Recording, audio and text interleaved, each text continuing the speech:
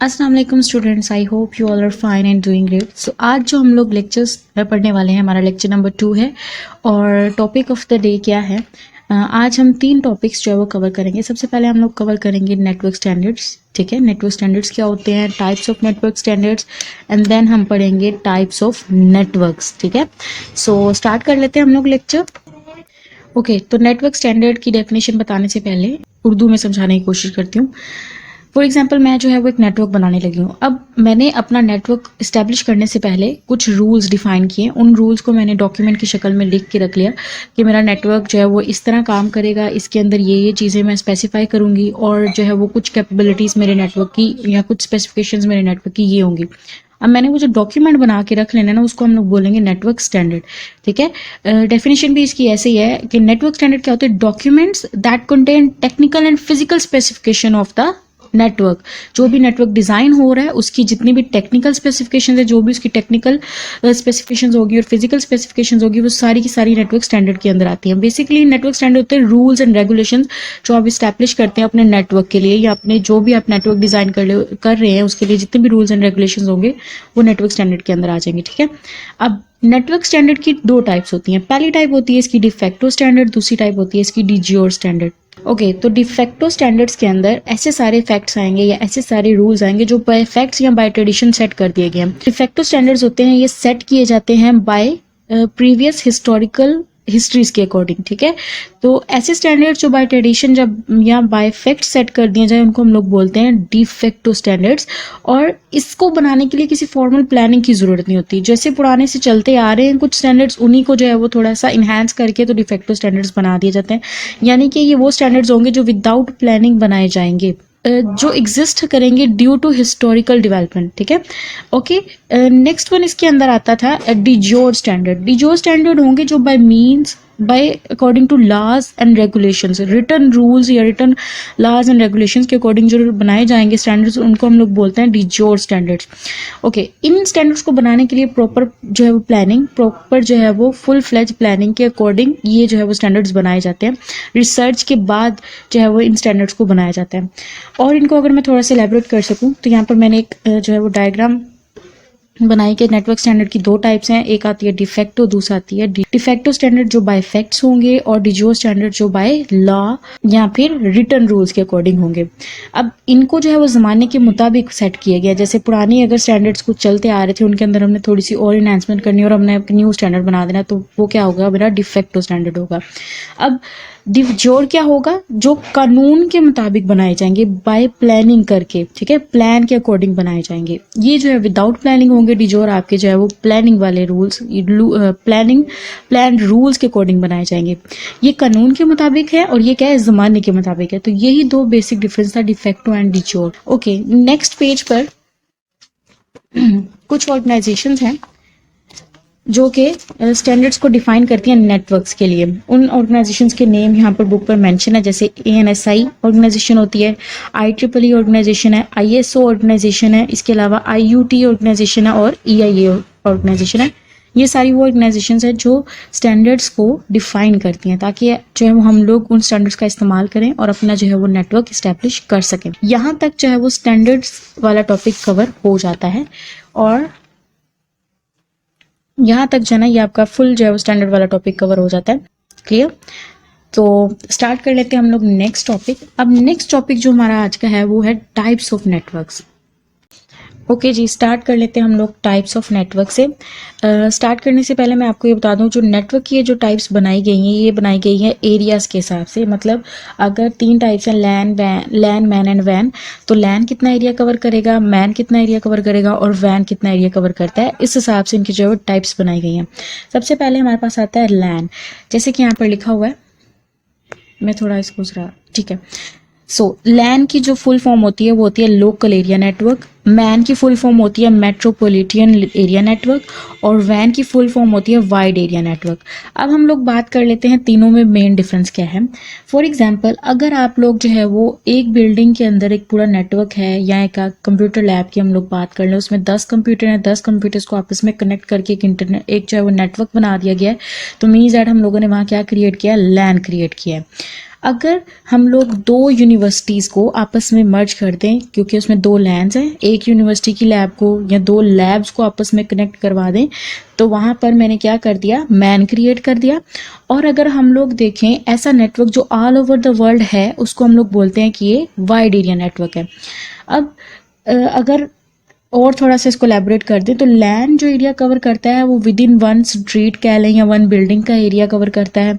Man जो है वो एरिया कवर करेगा एक सिटी या एक टाउन का एरिया कवर करता है। और जो वैन है वो क्या कवर करता है, वो ऑल ओवर द वर्ल्ड होता है नेटवर्क। जैसे हमारा इंटरनेट है वो वाइड एरिया नेटवर्क होता है।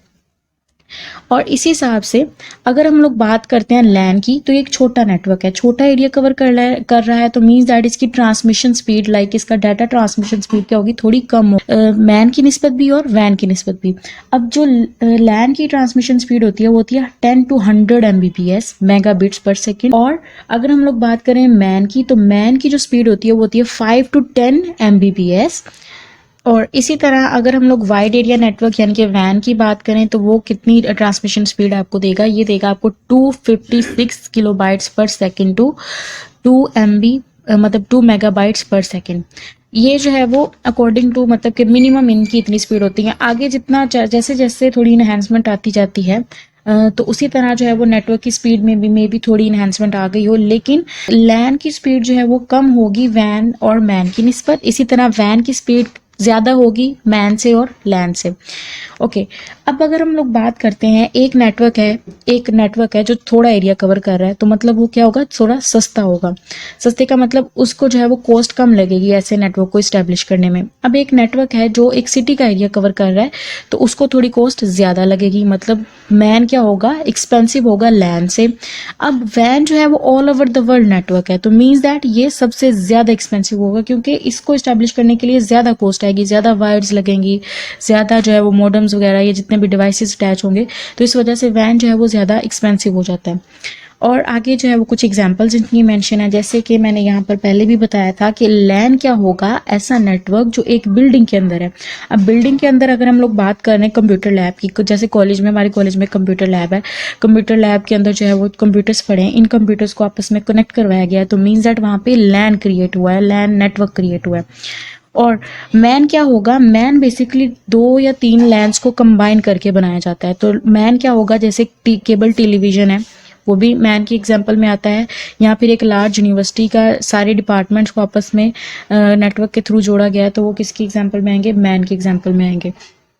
ओके, और जो वैन की एग्जांपल में आता है वो होता है हमारा इंटरनेट यानी कि वाइड एरिया नेटवर्क। ये तो जो है वो टोटल मतलब इसको समझाने के लिए इतना मतलब बेसिक कॉन्सेप्ट्स थे लैन, वैन और मैन का डिफरेंस समझाने के लिए। अब बुक से आप लोगों ने कैसे करना है इसको, ओके जी, बुक पर आपको सबसे पहले जो है वो लैन नजर आएगा। लैन की जो है वो कुछ डेफिनेशंस मेंशन है यहाँ पर। लोकल एरिया नेटवर्क होता है, मोस्ट कॉमन नेटवर्क है, कवर करता है स्मॉल एरिया को। इसके अलावा यहाँ पर डिवाइसेस इसके अंदर कम आएंगे, जैसे हम लोग प्रिंटर, हार्ड डिस्क या प्रोग्राम्स वगैरह जो है वो इसके अंदर शेयर कर सकते हैं। यहाँ पर इन्होंने स्पीड भी मैंशन की हुई है और ये भी बताया हुआ है कि ये ट्रांसमिशन स्पीड तेज होती है मैन और वैन की निस्बत। आगे इन्होंने यहाँ पर जो है वो इसकी डायग्राम बना के दिखाई हुई है कि कंप्यूटर 1 है, 2 है, 3 है, एक प्रिंटर है और एक स्कैनर अटैच है, उन सबको हमने आपस में कंबाइन किया हुआ है, तो मतलब हमने लोकल एरिया नेटवर्क क्रिएट किया हुआ है। आगे इसकी जो है वो एडवांटेजेस हैं वो आप लोग देख लीजिएगा, आपको इजीली इसकी जो है वो समझ आ जाएगी। ओके जी, इसके बाद मैन की डेफिनेशन लिखी हुई है यहाँ पे। मैन क्या है, मेट्रोपॉलिटन एरिया नेटवर्क होता है। इसके अलावा ये कितना कवर करता है एरिया, एक सिटी का एरिया कवर करता है। स्मॉलर देन वैन है लेकिन लार्जर देन लैन होता है, यानी कि ये मिड में आएगा।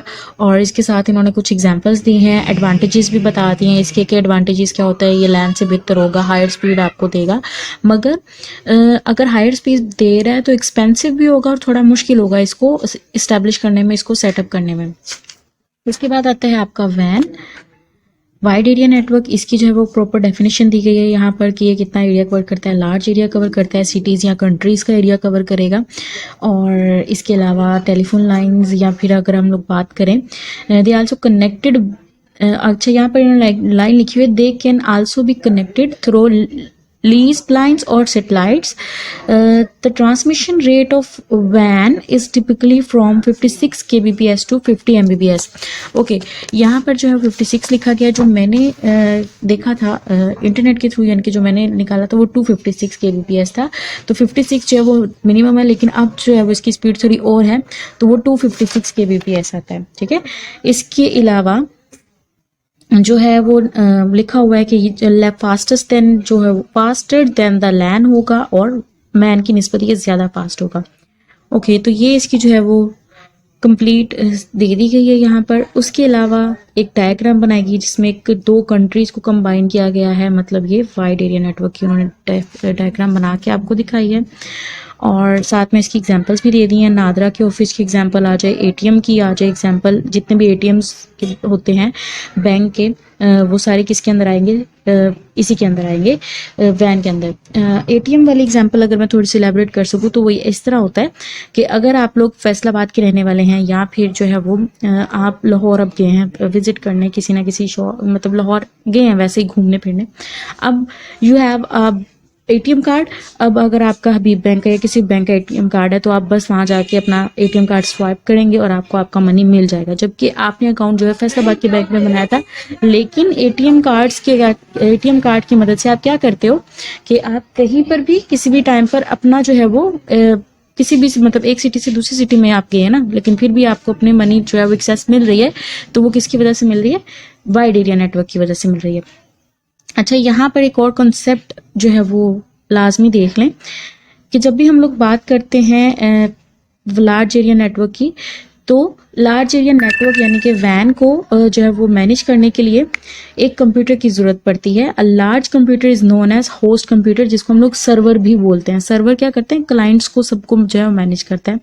अब अगर आपका पर्सनल कंप्यूटर अटैच है किसी वाइड एरिया नेटवर्क में, यानी कि इंटरनेट के साथ अटैच है, तब आप अपलोड भी कर सकते हो फाइल्स को, डाउनलोड भी कर सकते हो। अपलोड का मतलब है अगर आप किसी को फाइल भेजना चाह रहे हो, इंटरनेट के थ्रू भेज रहे हो, तो आप क्या कर रहे हो, फाइल को अपलोड कर रहे हो। अगर आप कोई फाइल डाउनलोड करो कंप्यूटर से या फिर इंटरनेट से, तो मीन्स दैट आपने फाइल को क्या किया है, डाउनलोड किया है। तो यहाँ पर ये भी थोड़ा सा इन्होंने आपको कंसेप्ट दिया था, ये सिर्फ एमसीक्यूज के हिसाब से कंसेप्ट है, तो वो इसको देख लीजिएगा। अदरवाइज लैन, वैन और मैन की डेफिनेशन कंप्लीट करनी है और इनका डिफरेंस लाजमी करना है, क्योंकि मोस्टली जो है वो पेपर में ये डिफरेंस आ सकता है। ठीक है, डिफरेंस ये देख लें। वीडियो फोर्स करके अगर आप लोगों को देखना हुआ तो इसको थोड़ा सा फिर जो है स्टे करके तो फिर देख लीजिएगा। ओके, यहाँ तक आज का लेक्चर कवर हो चुका है। इंशाल्लाह हम जो है वो नेक्स्ट लेक्चर में नेक्स्ट टॉपिक्स के ऊपर बात करेंगे और फिर जो है हम अपना जो है वो चैप्टर कंप्लीट इसी तरह आहिस्ता आहिस्ता कर लेंगे। ओके, तो अल्लाह हाफिज़, तब तक ध्यान रखें अपना।